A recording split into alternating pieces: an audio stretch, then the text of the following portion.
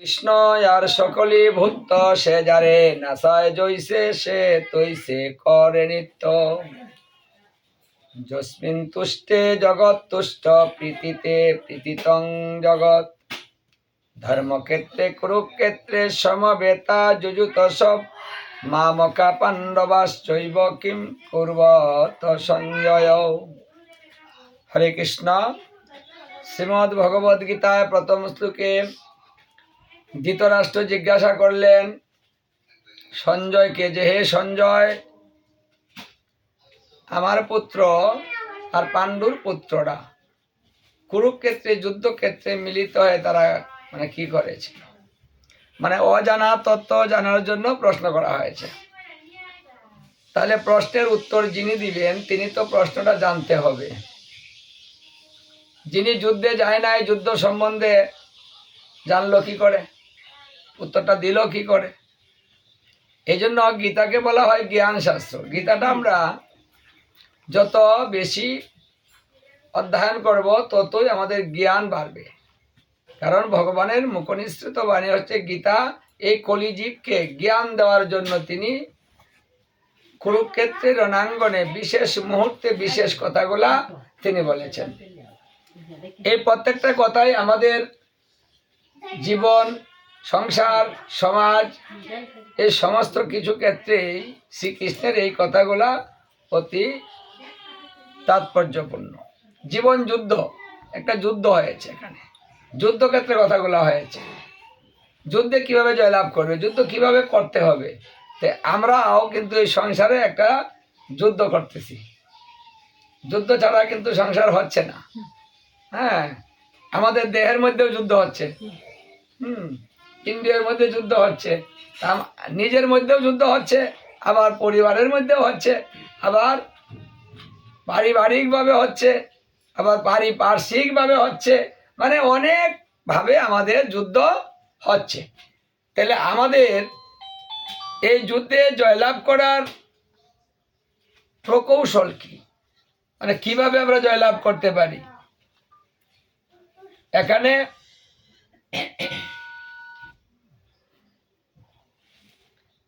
এই যুদ্ধের জয়লাভ করার প্রকৌশল শ্রীকৃষ্ণই অর্জুনকে বলেছেন। অর্জুনের মাধ্যমে জীবকে সেই তত্ত্বটা শিখিয়েছেন। এই জন্য গীতা জ্ঞান, তাই প্রথম আমাদের জ্ঞানটাই প্রয়োজন। জ্ঞান ভিন্ন মানুষ ভালো মন্দ বিচারটাও করতে পারে না, এখানেও জ্ঞানের প্রয়োজন। কেউ যদি মৃত্যুবরণ করে তাহলে তার কাজ মঙ্গলদায়ক কিভাবে হয় এটা বুঝতে হলেও কিন্তু জ্ঞান। আপনি যদি নিজে না বুঝেন, কারো কাছে জিজ্ঞাসা করবেন কাকে, সেটাও কিন্তু একটা প্রশ্ন। আর প্রশ্ন করার জন্য জিজ্ঞাসা যাকে করবেন সেই ব্যক্তিটা বিচার করে নেওয়াটাও কিন্তু জ্ঞান। সবাই তো সব কথা বলতে পারে না, সব কথা জানে না। তাই শ্রীকৃষ্ণ এখানে অর্জুনকে এই কথাটা বলেছেন যে প্রশ্ন কাকে করবা, জ্ঞান কিভাবে অর্জিত হয়। তদ বিদ্ধি পরিপাতেন পরিপ্রশ্নেন সেবা উপদেক্ষান্তিতে জ্ঞানম জ্ঞানম তত্ত্বদর্শীন। হে অর্জুন, জ্ঞান অর্জন করতে চাও, কিছু জানতে চাও, তাহলে একজন তত্ত্বদ্রষ্টা গুরুর কাছে যাও। একজন তত্ত্বদ্রষ্টা গুরুর কথা উল্লেখ করেছেন। সেখানে গিয়ে কি করবে বলছে, অকৃত্রিম সেবার দ্বারাতে তাহাকে তুষ্ট করবে, বিনীতভাবে তার পাশে বসে প্রশ্ন করবে, তাহলে তিনি তোমাকে আত্মজ্ঞান প্রদান করিবেন। তাইলে সবার কাছে যেতে বলা হয়নি, জিজ্ঞাসা যে করবেন কার কাছে করবেন। এখানে তত্ত্ব গুরুর কথা বলা হয়েছে, তত্ত্ব, যিনি তত্ত্বে অবগত আছেন তার কাছে প্রশ্ন করতে বলা হয়েছে। আর আমাদের প্রশ্নটা কিভাবে হয়, মাস্টারি করে শিক্ষিত মানুষ, আচ্ছা একটু জিজ্ঞাসা করি তো, আলো দিবা না, ওটা দিবা না, তাহলে তাই জিজ্ঞাসা করি। আর একজন পূজারী দেবতার পূজা করে বেড়ায়, তত্ত্ব জিজ্ঞাসা করি তাকে, যে তিনি আমাকে এই তত্ত্ব বলে দিবেন। তিনি তো তত্ত্বে অবগত না, তাই প্রশ্ন করবেন কাকে? শ্রীকৃষ্ণ কিন্তু বলেছেন। আমরা গীতাও পড়ি, কিন্তু গীতা মর্ম অর্থগুলো অবধারণ করি না। এই মর্ম অর্থগুলা যদি আমরা অনুধাবন করতে না পারি, না বুঝতে পারি, তাহলে আমাদের এই ভুলগুলো বারবারই হতে থাকবে। আচ্ছা, মানুষ মারা গেল, কোথায় গেল? শ্রাদ্ধ কিভাবে করবেন? কোন শ্রাদ্ধ ভালো? মানে আমাদের এই যুগে কোন শ্রাদ্ধের কথা আমার মহাপ্রভু উল্লেখ করলেন বা সিদ্ধান্তটা দিলেন আমাদের মঙ্গলদায়ক কিসে হয়? এই কলিযুগের সমস্ত কিছু বৈষ্ণবের উপরে প্রাধান্য দিয়েছেন। এই জন্য কলিকালে মহাপ্রভু নিজে বৈষ্ণব হয়েছেন, বৈষ্ণব ধর্ম প্রচার করেছেন, বৈষ্ণবদেরকে শ্রেষ্ঠ বলা হয়েছে। কারণ এই কলিযুগে একমাত্র বৈষ্ণবরাই পারেন এই কলিহত জীবকে এই অন্ধকূপ থেকে উদ্ধার করা। সামর্থ্য তাদের আছে, কারণ বৈষ্ণব হলো যার হৃদয়ে সদা আমার গোবিন্দ বিশ্রাম করেন। যার হৃদয়ে গোবিন্দ বিশ্রাম করে সেই তো জীবের কল্যাণ করবেন। সে ভালোবেসে তার হৃদয়টাকে এমনভাবে রেডি করেছে যে সেখানে গোবিন্দ বিশ্রাম করেন। প্রত্যেকটা হৃদয়ে গোবিন্দ বিশ্রাম করতে পারেন না, অবস্থান করতে পারেন না। গোবিন্দ আত্মারূপে প্রত্যেকটা দেহের মধ্যে আছেন, সেটা নির্লিপ্ত, কোনো ক্রিয়া নেই, কার্য নেই। হ্যাঁ, আর পূর্ণরূপে যার হৃদয়ে বিরাজ করেন সেখানে ভক্তের উপরে সমস্ত দায় দায়িত্ব অর্পিত গোবিন্দের, সবকিছু তার উপরে ছেড়ে দেওয়া হয়। এই জন্য যিনি গোবিন্দকে ভালোবেসে, তুমি নয় করো না, যিনি গোবিন্দকে ভালোবেসে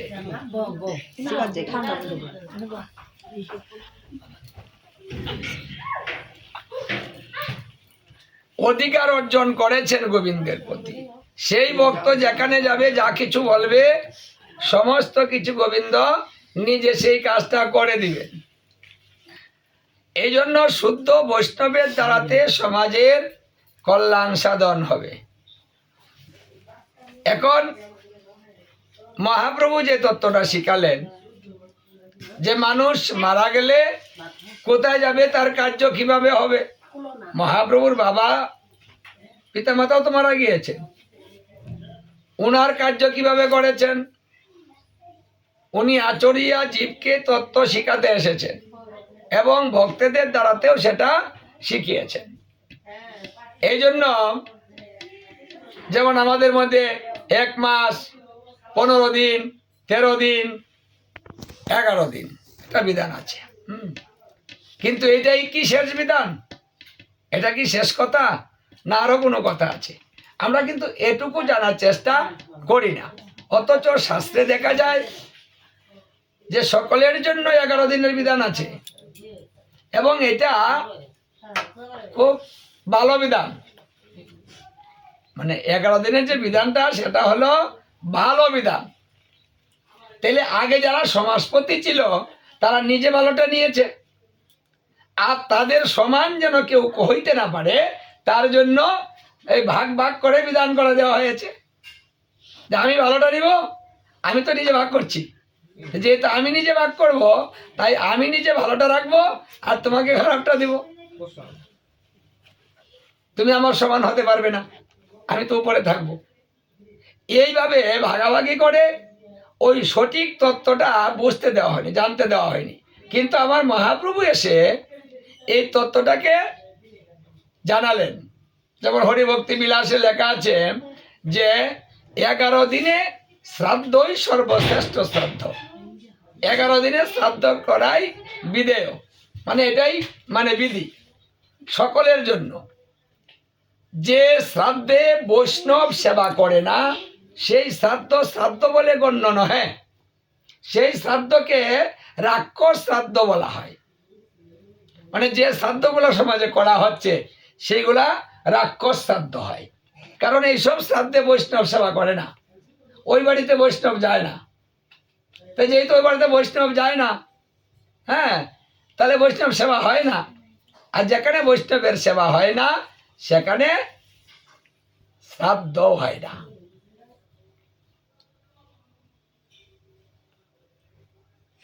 গরুড় পুরাণে বলছে যে ব্রাহ্মণ, ক্ষত্রিয়, বৈশ্য, শূদ্র সকলেই 11 দিনে শ্রাদ্ধ করাই উত্তম।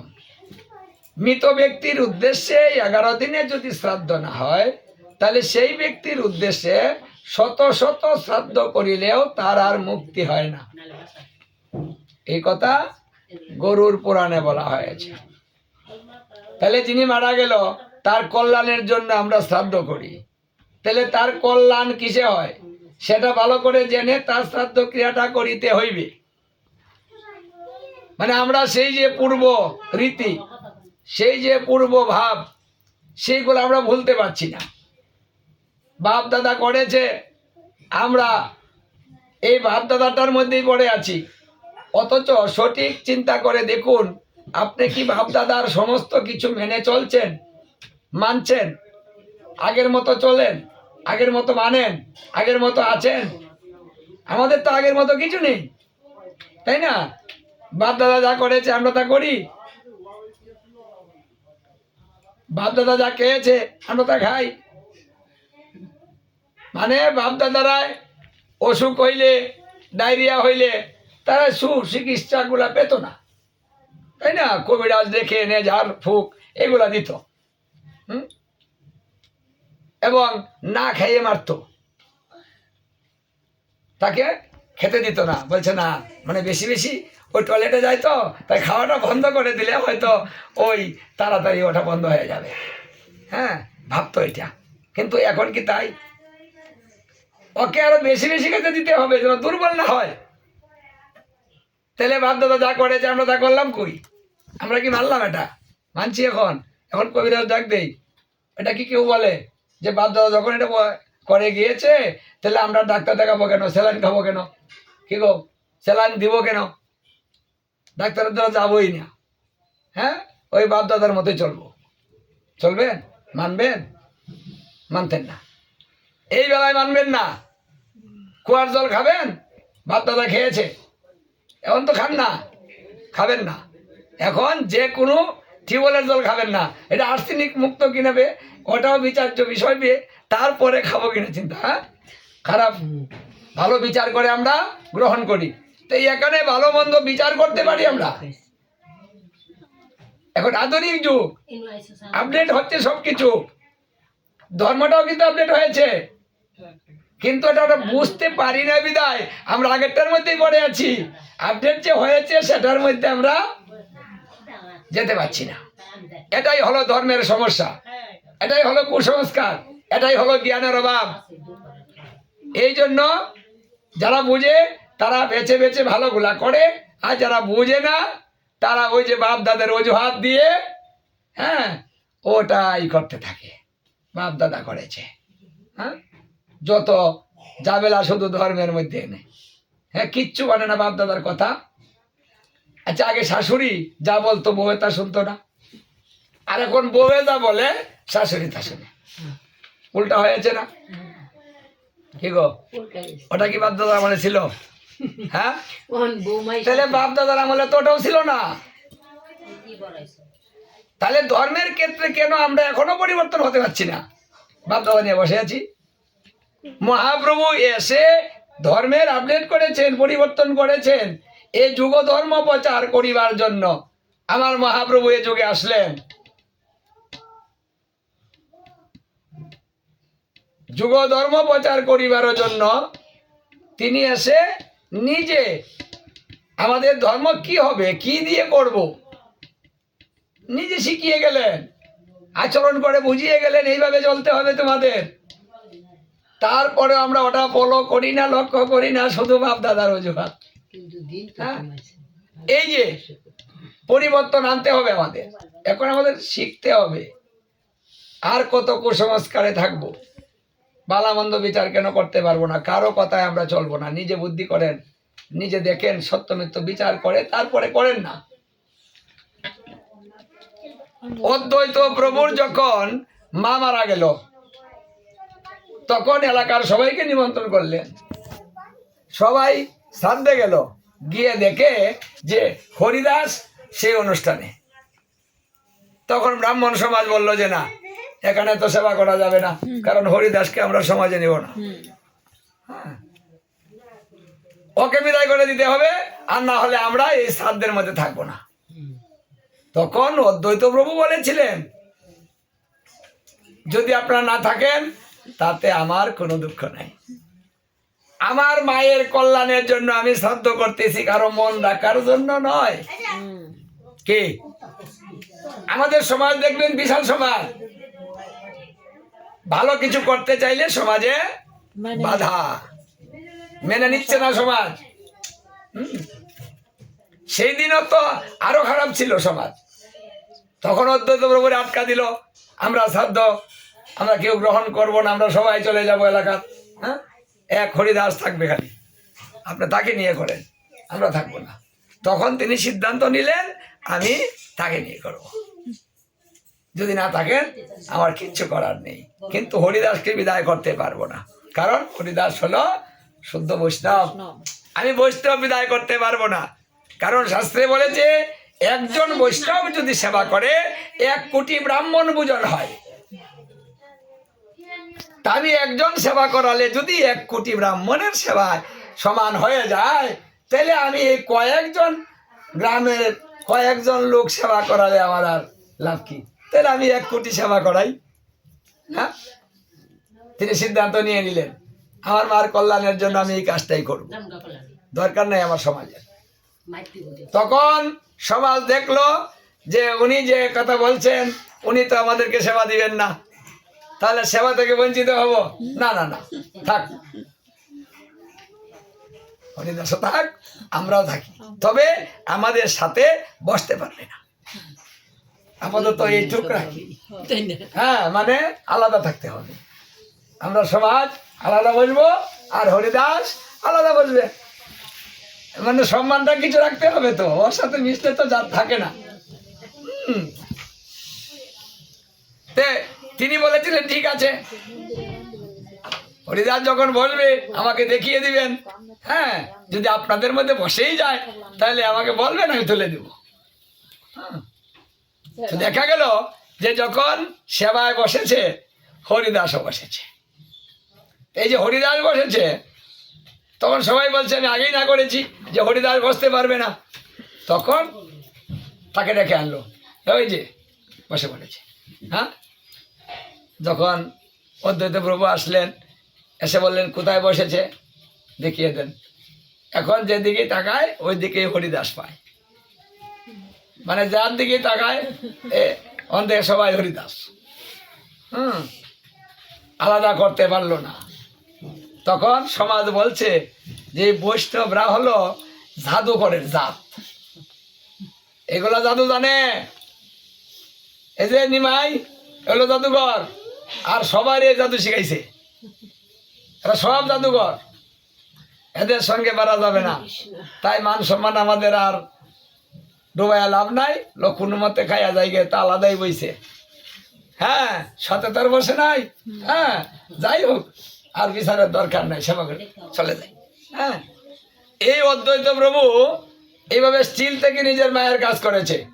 তা আমাদের মানে যারা মৃত্যুবরণ করে তারা তো আমার আপন, তাই না? এটা কিন্তু সমাজের কিচ্ছু আসে যায় না। আমার বাপ যদি নরকে যায়, সমাজের কি হবে? সমাজের কিন্তু কিচ্ছু হবে না। তাই তার ভালো মন্দ চিন্তাটা কিন্তু আমাকে করতে হবে। মানুষের মুখে হাসি ফোটানো আমার দরকার নেই। আমার পিতামাতার কল্যাণের চিন্তা হলো আমার, কিসে কল্যাণ হবে সেটা আমি করব, আপনারা সবাই সাথে থেকে আমার কার্য সমাধান করবেন, বাস। কিন্তু সমাজ বলবে হবে না, তখন আমার এই সমাজেরই প্রয়োজন নেই। যে আমার ভালো সমাজ চায় না, সেই সমাজের আমার দরকার নেই। মানে বিষয়টা হইলো এইরকম। এটা বুঝতে হলে তো এখানে জ্ঞান লাগবে। তে যদি 11 দিনের শ্রাদ্ধ না হয়, তাহলে শত শত শ্রাদ্ধ করলে মুক্তি হয় না। অঙ্গিরস স্থিতিতে অঙ্গিরসমণি বলেছেন, ব্রাহ্মণ ক্ষত্রিয় বৈশ্য শূদ্র এই চতুর্বর্ণই 10 দিন অসুস পালন করে 11 দিবসে শ্রাদ্ধ ক্রিয়া সম্পাদন করিবে। এরকম মানে অনেক প্রমাণ আছে। যেহেতু প্রমাণ আছে, এই ভালো কথাগুলা লুকিয়ে রেখে শুধু ওই কথাগুলাকেই প্রচার করা হয়েছে।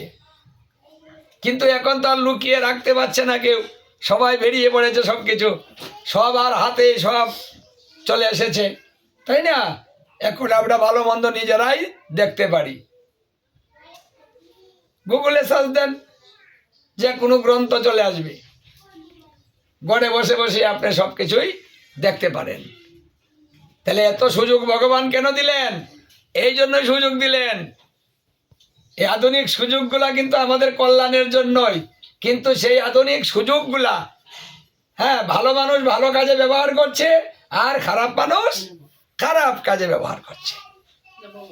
আর গোবিন্দ তো খারাপের জন্য দেয় নাই, এই জ্ঞান দিয়েছে ভালোর জন্য, যেন তোমাদের আরো কিছু জানার সুযোগ করে দেই, যোগাযোগের সুযোগ করে দেই, সবকিছু শিখতে পারবে সহজে। আগে গুরুদেব যা বলে যেত, ওটা যদি গুরুদেব না আসতো তাহলে ওই মন্ত্র একেবারেই শেষ, ওটা আর পাওয়া যেত না। কারণ গুরুদেব নাই, বলে দিবে কে? লেখা যাবে না, লেখলে মানুষ দেখে ফেলবে, তাই ওটা লেখা হতো না। মানুষ শাস্ত্র অধ্যয়ন করতে পারতো না, শিখতেও পারতো না, দেখতেও পারতো না, মন্ত্র সঠিক না বেঠিক মানে এইটুকু দেখার তার সুযোগ ছিল না। গুরুদেব ভালো মন্দ যাই বলেছে, কানে বলেছে, শেষ। এখন কি তাই? এখন মন্ত্র দেওয়ার সঙ্গে সঙ্গে লিখে দেওয়া হচ্ছে বা কাগজ ধরিয়ে দেওয়া হচ্ছে। আবার গ্রন্থ দেখে আপনি মিলিয়ে নিতে পারবেন ঠিক আছে কি না। গ্রন্থ কিনতে হবে না, ওই যে মোবাইলে সার্চ দেন, গ্রন্থ চলে আসবে। কি শিখতে চান ওটা বলে লেখুন, সার্চ দেন, ওটাই চলে আসবে। বাহ! তাহলে গোবিন্দ তো এটা শেখার সুযোগ করে দিয়েছেন, যে নাও তুমি ঘরে বসে বসেই তত্ত্বগুলা তুমি জানো, শিখো, ধর্ম করো। এত কিছু সহজ করার পরেও কেন আমরা বুঝতে পারছি না? শুধু খালি অজুহাত দিয়ে চলছি, পূর্বপুরুষ যা করেছে তাই করব। পূর্বপুরুষের কিচ্ছু আমরা আর রাখতে পারিনি। তারা চাকরি করে না, লেখাপড়া করে নাই, কিচ্ছু করেছে? এখন তো পূর্বপুরুষের কথা মানি, লেখাপড়া করতেছি, চাকরি করতেছি। তাহলে পূর্বপুরুষ কোথায় আছে? কিচ্ছুর মধ্যে পূর্বপুরুষ নাই। পূর্বপুরুষ খালি বিপদে আছে, খালি ধর্মের মধ্যে। এনই পূর্বপুরুষকে আটকিয়ে রেখে পূর্বপুরুষও মারতেছে, নিজেরাও মরতেছে। মানে যা দিয়ে আমরা মুক্তি লাভ করব, পূর্বপুরুষের কল্যাণ করব, আমরা সেটাই করতে পারছি না, পূর্বপুরুষ সহ বিপদগামী করছি। কারণ কেউ যদি প্রেত শ্রাদ্ধ করে, তাহলে সেই ব্যক্তিকে শ্রাদ্ধ করে টাকা খরচ করে প্রেত লোকে প্রেরণ করা হয়। তাহলে আমরা টাকা পয়সা খরচ করে শ্রাদ্ধ করব, আমার পিতা মাতা প্রেত হইয়া ভূত হইয়া গিয়া ঘুরবো। বাহ! পরে সেখান থেকে আবার মুক্তি লাভ করার জন্য আপনার এই দান করতে হবে। আগে তারে পেতে পাঠানো হবে, পেট ভূত বানানো হবে, তারপরে সেখান থেকে মুক্তি লাভ করানো হবে। কি বিধান, কি গো! আর সরাসরি ডাইরেক্ট যদি ভগবানের কাছে পাঠিয়ে দেওয়ার ব্যবস্থা থাকে, তাহলে আমি সেটা যাচ্ছি না কেন? ভূত বানাবো কেন? কাক বানাবো কেন? মানুষ মারা গেলে কাকেরে দেয়, কাক দেয় না, কাক বল দিচ্ছি। হাত জোর করে কাকেরে ডাহে, কাকে আর যে পর্যন্ত না খাবে ওই পর্যন্ত নিজে খাবে না। কি জ্ঞান আমাদের! এতদিন মানুষ ছিল, মরার পরে কাক হয়ে গেল। কি মাতা পিতারে আমাদের সুসন্তান রেখে গেল, মরার পরে কাক বানায়া কয় খা, কয় কা কা করতেছে গো।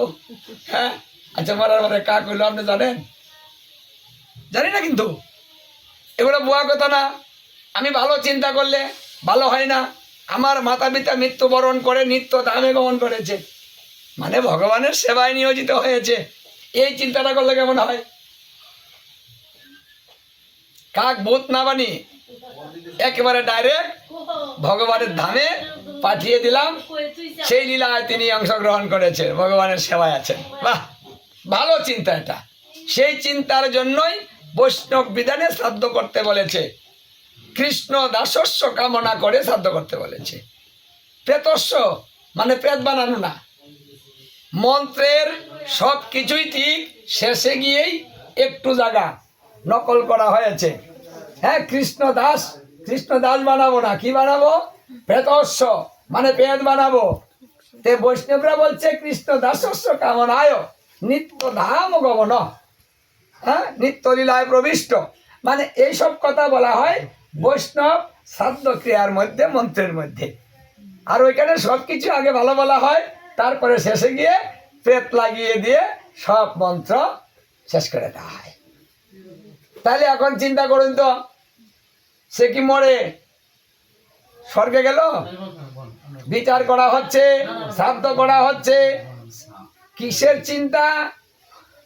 চিন্তাটা হচ্ছে যে স্বর্গে চলে যাব, মানে মাতা পিতা মরলে স্বর্গে চলে যায়। কি করে বুঝলেন স্বর্গে গেল? মোবাইল করেছে? মরার পরে শ্রাদ্ধ করলেন, শ্রাদ্ধের পরে কি কল করে বলেছে যে তোরা শ্রাদ্ধ করেছিস, সেই কারণে আমি এখন স্বর্গে চলে এলাম? ওটাও তো বলে না। তাহলে যদি মৃত্যুর পরে সংবাদটা না দেয়, তাহলে আপনি কি করে বুঝলেন যে স্বর্গে গেল?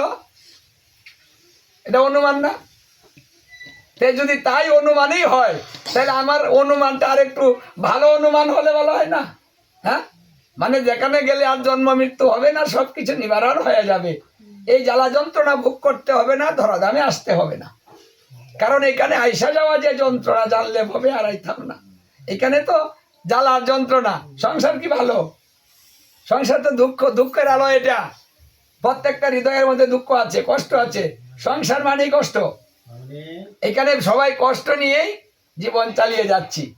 হ্যাঁ, ভিতরে পুরিয়া চাই, বাইরে দেখা যায় মোটামুটি ভালো চেহারা, হ্যাঁ, কিন্তু তার ভিতরে কিছুই নাই। তো এরকম জ্বালা যন্ত্রণা নিয়েই তো আমরা চলছি।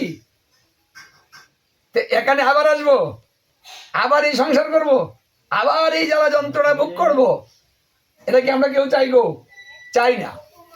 তাহলে যদি না চাই, তাহলে এমন একটা স্থানে আমাদের যেতে হবে যেখানে গেলে আর এখানে আসতে হবে না। তাহলে চিন্তাটা ভালো না? তাহলে কেন এই দুঃখের মধ্যে আসার জন্য টাকা খরচ করে শ্রাদ্ধ করে স্বর্গে পাঠাবেন, আবার কিছুদিন পরে সেখান থেকে আবার এখানে পাঠাবেন? টাকা খরচ করে এমন জায়গায় পাঠাবো কেন? দেখো, অস্থায়ী স্থানে কেন পাঠাবো? হ্যাঁ, একটা স্থায়ী ঠিকানায় পাঠাই না। তো অনুমান, আমি জানি না কোথায় গিয়েছে সে, অনুমান। সে তো নরকেও যেতে পারে, বা ধ্রুব লোকে যেতে পারে, সত্য লোকে যেতে পারে, তপ লোকে যেতে পারে, শিবালয়ে যেতে পারে। কে কোথায় গিয়েছে কেউ জানি না। চিন্তা অনুমানের উপরে সবকিছু হচ্ছে। তাই সুচিন্তা করাই অতি উত্তম। আমার ভালো চিন্তা আমি করে সেই ক্রিয়াটা করব, উনি যেন সেই ভগবানের প্রসাদ পেয়ে উনি সেই নিত্য ধামে গমন করেন। শাস্ত্রে বলেছে প্রসাদ যদি কারো উদ্দেশ্যে দেওয়া হয়, তাহলে তার কর্মবন্ধন ছিন্ন হয়। যদি তার কোনো কারণে কোনো কষ্ট থেকে থাকে, তাহলে সেখান থেকে কষ্টটা নিবারণ হয়ে ঊর্ধ্বলোক গমন করে। তাই প্রতি বৎসর মৃত ব্যক্তির উদ্দেশ্যে ভগবানের প্রসাদ নিবেদন করাই শ্রেয়। এবং শ্রাদ্ধের মধ্যে গোবিন্দের নিবেদিত প্রসাদ দিয়ে পিণ্ড দিতে হয়, শ্রাদ্ধ করাতে হয়। এই জন্য ভোগরাগ করতে হয় শ্রাদ্ধের দিন। কিন্তু ভোগরাগ করবে কে? যদি অবৈষ্ণব হয় তে তো আর ভোগরাগ করতে পারবে না। তাহলে বৈষ্ণব দিয়ে শ্রাদ্ধ করাতে হবে। মানে বৈষ্ণব যে কোনো জাতের হোক, ব্রাহ্মণ হোক, সমস্যা নেই, ব্রাহ্মণ দিয়ে করান, কিন্তু সেটা প্রসাদ বুঝি দিয়ে করাতে হবে। সে যেন ভগবানের সেবা দিয়ে, সেই প্রসাদ দিয়ে শ্রাদ্ধ ক্রিয়া সম্পাদন করে। তাহলে আমার চিন্তা সঠিক, ওনাকে আমি নিত্যলীলায় প্রবিষ্ট করিয়ে দিলাম। ওই চিন্তা করলাম, ওই চিন্তা করিতে করিতে আমি শ্রাদ্ধকে করলাম। তাহলে তার কল্যাণ হবে এবং মৃত ব্যক্তি আশীর্বাদ করবে। কেউ যদি ভগবানের প্রসাদ দিয়ে শ্রাদ্ধ করে, তাহলে মৃত ব্যক্তি এত খুশি হয় যে যারা পৃথিবীতে থাকে তাদেরকে আশীর্বাদ করে যে তাদের কল্যাণ হোক। কারণ তারা যখন ভালো কিছু দেয়, আশীর্বাদটাও তারা ভালো করে দেয়। আপনি ভূত বানাবেন, কষ্ট পাবে, আশীর্বাদ দিবে? কি গো, পেট বানাবেন, কাওয়া বানাবেন, পাখি বানাবেন, হ্যাঁ, শ্মশানে নিয়ে খাইতে দিবেন, কি ভালোবাসা, হ্যাঁ, ভূতের খাওয়া। পারও দিতেছি কোথায় করে সব কিছু শ্মশান দিয়ে রাত করে খাইব, রাত করে কাটা খাই শ্মশানের মধ্যে ভূত থাকবে, ভূতে খাবে, হ্যাঁ। মানে আমাদের এই যে নিকৃষ্ট মন, নিকৃষ্ট চিন্তা, আমি ভগবানের প্রসাদ দিব, গড়ে বসে তিনি সেবা করে যাবেন, এই ভালো চিন্তাটা কি আমরা করতে পারি না? মরার পরে আমাদের কুচিন্তা মাথার মধ্যে কেন ঢুকে? ও মায়েরা, কথা বললো না, এটা তো কুচিন্তা না, খারাপ চিন্তা না এটা, হ্যাঁ। এই খারাপ চিন্তা থেকে আমাদের ভয় আসে, মৃত্যুর পরে তাকে ভয় পাই, শ্মশান ভয় পাই কেন? আমাদের মন্ত্রের মধ্যে সব কিছু ভূত পেট বানানো হয়েছে। এই জন্য মানুষ মারা গেলে আমরা মনে করি ওটা ভূত হয়েছে, ভয়ে ওর কাছে কেউ যাব না, হ্যাঁ। দেখুন, চিন্তাটা কিন্তু এখান থেকেই আমাদের চলে আসে। তাই আমাদের এই সুশিক্ষাগুলো সমাজকে দিতে হবে। আর কত ভূত বানাবেন আর খাবেন, হ্যাঁ। ভালো কিছু করেন, তিনিকে আহ্বান করেন, ঘরে বসান, আসন দেন, সেবা দেন ভগবানের, সেই প্রসাদ তার উদ্দেশ্যে নিবেদন করুন, ঘরে বসে প্রসাদটা পেয়ে যান। বাহ, সেই প্রসাদ যারা পরিবারের, তার ছেলে মেয়ে আছে, স্ত্রী আছে, তারা গ্রহণ করবে তার প্রসাদ। কারণ প্রসাদ ফেলে দিলে অপরাধ হয়, ওটা ফেলে দেওয়া যাবে না। এখন এই সব কথা বলতে গেলেই সমাজ বলবে যে হবে না, হ্যাঁ। কারণ সমাজ তো এই শিক্ষায় শিক্ষিত হয়নি, শাস্ত্র অধ্যয়ন জীবনে পড়বে না, এই পরের কথা নিয়ে চলবে। জিজ্ঞাসা করবে পরকেই, ওই অমুকে ওটা বলেছে গো, কি করবো? সে বলবে দা জীবনে হরি নাই, এই আগেটাই কর, হ্যাঁ, এই শেষ। নিজে আর দেখবে না যে ও বলেছে, এ বলেছে, দুজনে বলেছে, কোনটা সঠিক নিজে একটু দেখি না, কিন্তু নিজে দেখবে না, হ্যাঁ। ওই শয়তানের কথা মেনবে, শয়তানের কাজটাই করবে, কিন্তু ভালো কাজটা কিন্তু করবেন না। কারণ ভাগবত বলছে যে ভালো লোকের সম্মান হবে কম, ভালো কথা মানুষ নিবে কম, সৎগুরুর শিষ্য হবে কম, সৎগুরুর মূল্যায়ন হবে কম, অসৎ গুরুর শিষ্য হবে বেশি, তার মূল্যায়ন হবে বেশি, সুবেশধারী হবে, চাকচিক হবে, হ্যাঁ, আশ্রমবাসী হবে। আর সেই গুরুদেব এই সমাজে প্রাধান্য বিস্তার করবে, ভালোর মূল্যায়ন হবে না, সত্য কথার দাম থাকবে না। তা আমাদের হচ্ছেও তো তাই, যে ভালো কথা বলছে সে খারাপ হয়ে যাচ্ছে, আর যে খারাপ কথা বলে খারাপ বিপদে ফেলে দিচ্ছে, আমরা কিন্তু তাকেই বিশ্বাস করি, তার কথাগুলোই গ্রহণ করি। এই জন্য মানুষ মারা গেলে এখন থেকে এই কাজটা করবেন। আর আরেকটা যে মানুষ মারা গেলে 1 বছর একাদশী করতে হয়, আর করা লাগে না, তারপরে লাগে না। এই সব বিধান হলো বানোয়াট বিধান, এগুলো ব্যক্তিগত বিধান, এইগুলা নিজেরাই বিধান নিজেরাই বানাইছে। কেন বানাইছে? হয় তুই যখন করবি না, তোর বাপটা মারা গেল, আচ্ছা বাপের লাগে 1 বছর কর, মানে এইভাবে বিধানটা সৃষ্টি হয়েছে। এটা শাস্ত্রীয় বিধান না, এইগুলা শাস্ত্রে লেখা নাই, আবার লাস্টে একটা করা যাবে না, হ্যাঁ। এই যে জমকলি শুক্রাচার্যের বিধান, এগুলা অসুরের বিধান, এগুলা সে মানুষ তো ওগুলা শুনে, খারাপ বিধানগুলা শুনে। কিন্তু আমাদের সব শাস্ত্রে বলছে একাদশী ব্রত যে ব্যক্তি না করে সেই ব্যক্তি কোনোদিন মুক্তি লাভ করতে পারবে না। 1 কোটি পাপ হয় 1 মুঠ অন্ন খেলে, তাহলে একাদশীর মধ্যে যদি 1 মুঠ অন্ন খাওয়া হয় তাহলে 1 কোটি পাপ হয়। পুণ্য তো সে করতেই পারে না, পাপ তো ঠিকই করে যাচ্ছে, ওটি কর্তন হবে কিভাবে? এই জন্য এগুলো হলো ব্যক্তিগত কথা, এগুলো শাস্ত্রীয় কথা না। মানুষ মারা গেলেও করতে হবে, থাকলেও করতে হবে। এটা আমার জন্য আমি করব, ওই মরার সঙ্গে আমার ব্রতের সঙ্গে কোনো তুলনা নেই। মরা মরবেই, এটা পৃথিবীর নিয়ম, আর ব্রত করিতেই হবে, এটাও নিয়ম। তাই এই যে ওটা শয়তান বলেছিল যে হে বিষ্ণু, তুমি একাদশী দিয়ে 16 নাম 32 অক্ষর দিয়ে তুমি জীবকে উদ্ধার করে দিবে, এই কাজটা সহজে করতে দিব না। আমরাও বিধান করব, আমরাও একাদশীর বিধান করে দিব, আমরাও 16 নাম 32 অক্ষর দিব, আমরা উল্টাপাল্টা বুঝাবো, উল্টাপাল্টা বুঝিয়ে জীবকে নরকেতে নিব, সঠিক নিয়মে পালন করতে দিব না, বিঘ্ন ঘটাবো। এই জন্য কলিকালে শয়তানের দল বড়, কারণ যম কলি শুক্রাচার্য 3 শক্তি একত্রিত হয়েছে এবং বলেছে আমরা অসংখ্য সাধুগুরু বৈষ্ণব বানাবো, দেখি তুমি কত উদ্ধার করতে পারো আর আমরা কত নরকে নিতে পারি। তো যারা ওই কথা মানবে তারা নরকে যাবে, আর যার বিষ্ণুর দলের মহাপ্রভুর আদর্শে যারা থাকবে তারা মুক্তি লাভ করবে। তে এই যুগে নরক বর্বে, এই জন্য পাপের মাত্রাটা হবে বেশি, কারণ নরক বর্বে। এখন 3 যুগে মাত্র 3টা বলেছে, 81 বাকি, 84 মধ্যে 3 যুগে 3টা বর্ষে, আর 81 এই কলিকালে বর্বে। তাহলে অনেক পাপী হবে, নাহলে ওটা বর্বে কি করে? তো এইখান থেকে মুক্তি লাভ করতে হলে একমাত্র সৎগুরুর আশ্রয় ছাড়া আর শুদ্ধ বৈষ্ণব ছাড়া, মানে সৎ আচার ছাড়া অন্য কোনোভাবে উপায় নেই। মানে সব কিছুর মধ্যে সৎ আচার, সৎ কথা, সৎ সঙ্গ, মানে সব কিছুর মধ্যে এই সৎ থাকতে হবে। সাধুগুরু বৈষ্ণব নরকে যাবে না তা না, ওরাও যাবে নরকে, সাধুগুরু বৈষ্ণব কিন্তু এবার নরকে যাবে। তাই সাধু সাবধান। এবার সাবধান কথাটা 3 যুগে বলা হয়নি, এই সাবধান কথাটা শুধু কলি যুগে বলা হয়েছে, সাধু সাবধান। কারণ এই যুগে শয়তানের দল বড়, তারা পিছে লেগে থাকবে, কলি কলহ, কলহ সবসময় লাগিয়ে মন বিক্রিয়া করে রাখবে।